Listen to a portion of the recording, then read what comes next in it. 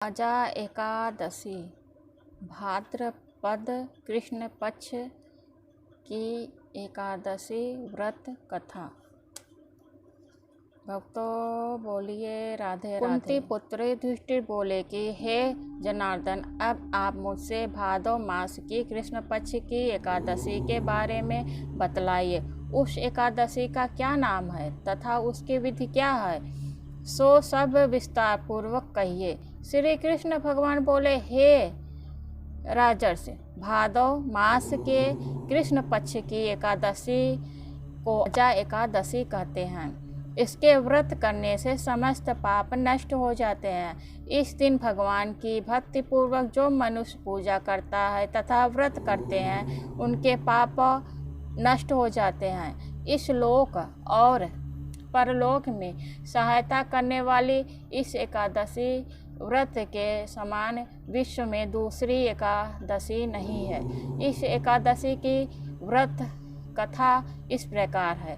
प्राचीन काल में एक चक्रवर्ती राजा राज करता था। उसका नाम हरिश्चंद्र था। वह अत्यंत वीर प्रतापी तथा सत्यवादी था। उसने किसी अज्ञात कर्म तथा प्रतिज्ञा से राज्य को त्याग दिया और अपनी स्त्री तथा पुत्र को बेच डाला। एक चंडाल के यहाँ उसने कफन लेने का काम किया, परंतु उसने इस विपत्ति के समय में भी सत्य को न छोड़ा। इस प्रकार उसको बहुत वर्ष हो गए तो उसने अपने इस नीच कर्म पर बड़ा दुख हुआ और वह इससे मुक्त होने का उपाय खोजने लगा। उस जगह वह सदैव इसी चिंता में लगा रहता था कि मैं क्या करूं। एक समय जबकि वह चिंता कर रहा था, गौतम ऋषि आए। राजा ने उन्हें देखकर प्रणाम किया और अपने दुख की कथा सुनाई। महर्षि गौतम राजा के दुख को सुनकर अत्यंत दुखी हुए और राजा से बोले कि हे राजन, भादव मास के कृष्ण पक्ष में एक एकादशी होती है। उस एकादशी का नाम है अजा एकादशी। तुम उसी अजा नामक एकादशी की विधि पूर्वक व्रत करो तथा रात्रि को जागरण करो, इससे तुम्हारे पाप नष्ट हो जाएंगे। राजा से गौतम ऋषि इस प्रकार कहकर अंतर्ध्यान हो गए।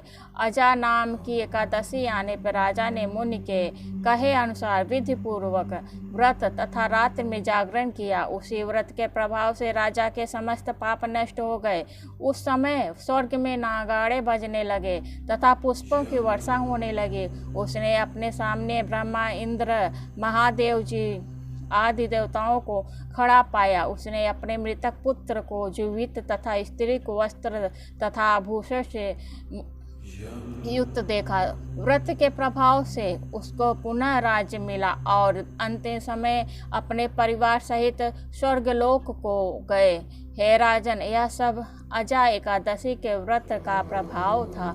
जो मनुष्य इस व्रत को विधि पूर्वक करते हैं तथा रात्रि में जागरण करते हैं, उनके समस्त पाप नष्ट हो जाते हैं और वे अंत समय में स्वर्ग को जाते हैं। इस एकादशी का कथा के श्रवण मात्र से ही अश्वमेघ यज्ञ का फल मिलता है। बोले श्री कृष्ण राधे राधे राधे।